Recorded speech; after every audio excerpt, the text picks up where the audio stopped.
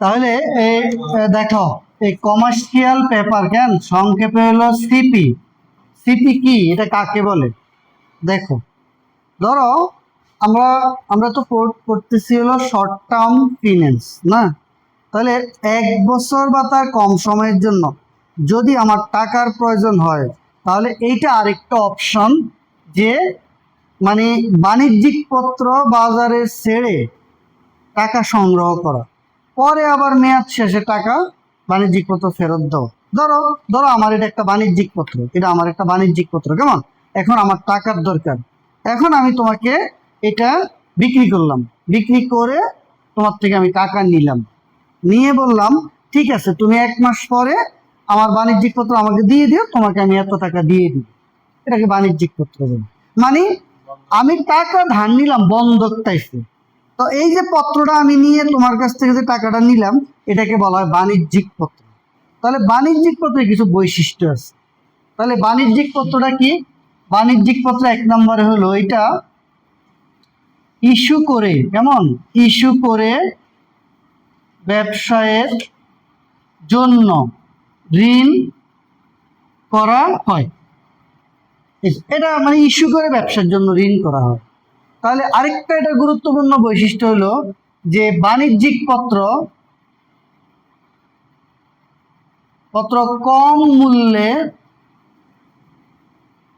বিক্রয় বা ইস্যু করা হয়। মানে বাণিজ্যিক পত্র সব সময় সেল ভ্যালু যেটা আছে ফেস ভ্যালু থেকে সব সময় তার কমে বিক্রি করা হয়। যেমন ধরো আমি যদি বলি সেল প্রাইস হলো মনে করো 90 টাকা, হ্যাঁ, আর হলো ধরো ফেস ভ্যালু কি? তাহলে ফেস ভ্যালু জিনিসটা কি? ফেস ভ্যালু হলো যেটা গায়ের মধ্যে লেখা থাকে, নোটের কোনার মধ্যে লেখা থাকবে 100 টাকার নোট, ওটাকে বলে ফেস ভ্যালু, মানে লিখিত মূল্য। বইয়ের মধ্যে যেরকম লেখা থাকে না লিখিত মূল্য, ওইটা আমরা বইয়ে 550 টাকা লেখা থাকে, ওটাকে আমরা বলি কি? লিখিত মূল্য। তো এখন মনে করো এটা 100 টাকা।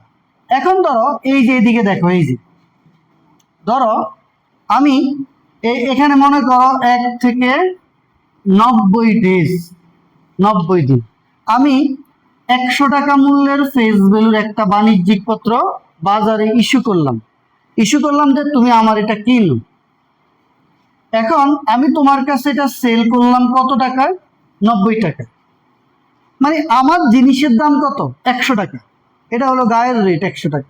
আমি তোমার কাছে বিক্রি করলাম কত? 90 টাকা। তাহলে আমি তোমার কাছে কম দামে বিক্রি করলাম, তো তুমি যেটা কিনলা তোমার লাভটা কি?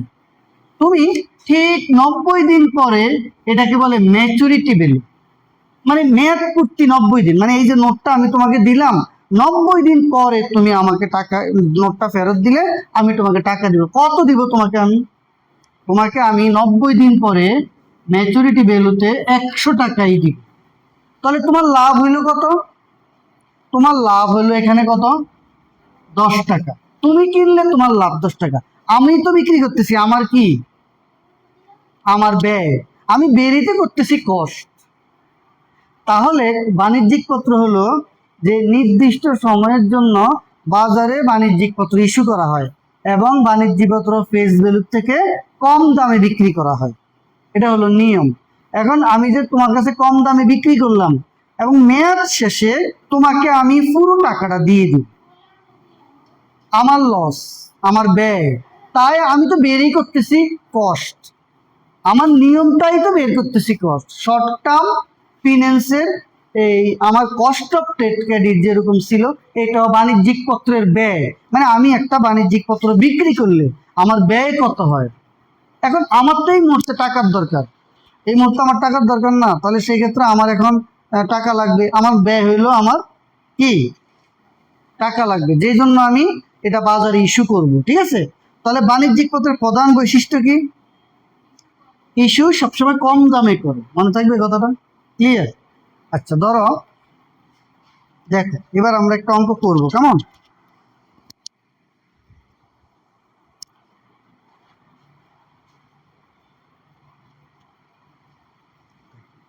দেখো এখানে আছে যে এক্স লিমিটেড ইস্যু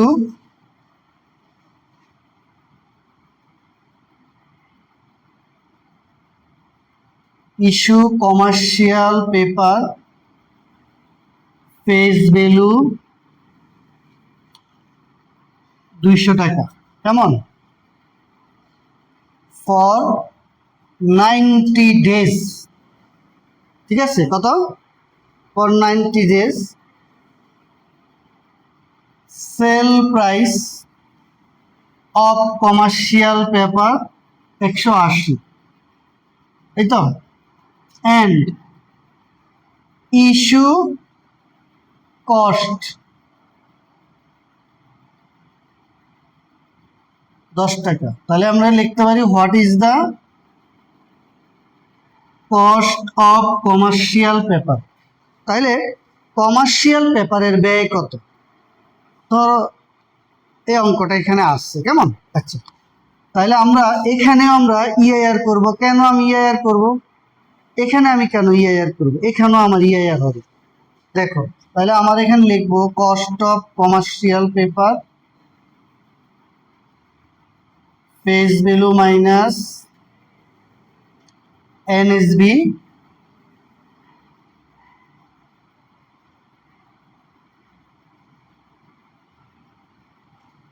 এই তো। ঠিক আছে, দেখো তাহলে দেখো আমার এখানে ফেস ভ্যালু কত আছে। এখানে কি বলছে দেখো, এক্স লিমিটেড তোমার এই একটা কমার্শিয়াল পেপার ইস্যু করছে যার ফেস ভ্যালু কত আছে? 200 টাকা। ফর 90 ডেজ, 90 দিনের জন্য এটা ইস্যু করবে। সেল প্রাইস হলো কমার্শিয়াল কত? 180 টাকা। সব সময় সেল ভ্যালুটা কম থাকবে, এটাই হলো লাভ যে কিনবে। অ্যান্ড ইস্যু কস্ট হলো 10 টাকা। তাহলে তো what is the cost of commercial paper? আমার ফেস ভ্যালু যদি 200 টাকা হয়, যদি আমার সেল প্রাইস 180 টাকা হয়, আমার ইস্যু কস্ট কত? 10 টাকা। এটা একটা ব্যয়, মানে আমার কমার্শিয়াল পেপার বাজারে বিক্রি করতে আমার 10 টাকা ব্যয় হলো। কেমন? আচ্ছা, এই হলো 10 টাকা। ঠিক আছে, এরপরে আসো এনএসবি, নিট সেলস ভ্যালু। তাহলে আমার এখানে সেল ভ্যালু মাইনাস আদার কস্ট। তাহলে আমার সেল ভ্যালু কত? 180। আদার কস্ট কত? 10 টাকা। তাহলে আমার 170 টাকা। তাহলে এনএসবি কত? 170। আচ্ছা, বলো তো আমার এখানে ডিএম কত? 90 ডেজ। সব দেওয়া আছে। কেমন? ডে অফ ম্যাচুরিটি, এটা হলো ডে, এটা হলো ম্যাচুরিটি। ম্যাচুরিটি ম্যাচুরিটি মানে হলো মেয়াদ পূর্তি আর কি। কেমন? মেয়াদ পূর্তি, ডিএম। ঠিক আছে, দেখো তাহলে দেখো এখানে 360 ডিএম কত?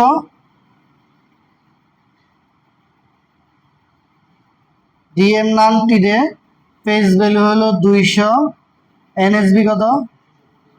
170, আর হলো 170 কত আসে দেখো তো।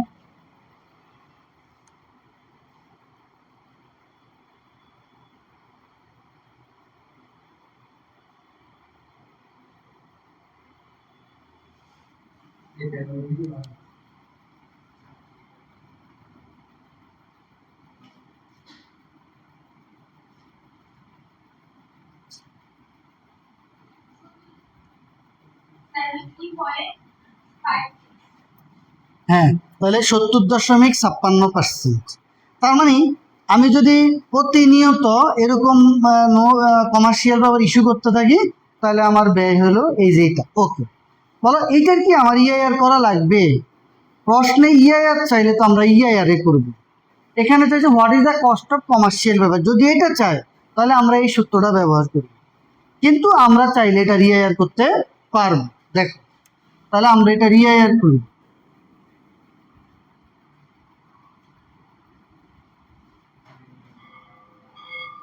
এই তো, দেখো এটা কত আসে দেখো, এটা হলো, এটাকে আমরা বলবো, এটা হলো আই, কেমন, আর এটা হলো কি এন। কত আসে দেখো, 0.1764, আর এটা হলো কত, 4। কত আসে, এই, এটার থেকে এটা একটু বেশি আসবে, কেমন।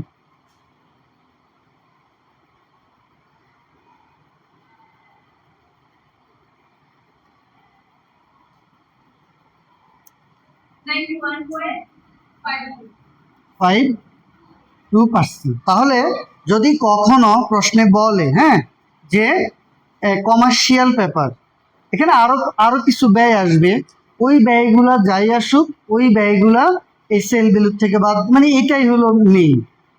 তো কমার্শিয়াল পেপারের বৈশিষ্ট্য হলো সব সময় ফেস ভ্যালুর থেকে সেল ভ্যালু কম থাকে, এটাই হলো মেইন বৈশিষ্ট্য, কেমন। এইভাবে আমরা কমার্শিয়াল পেপার করবো, ঠিক আছে। আচ্ছা।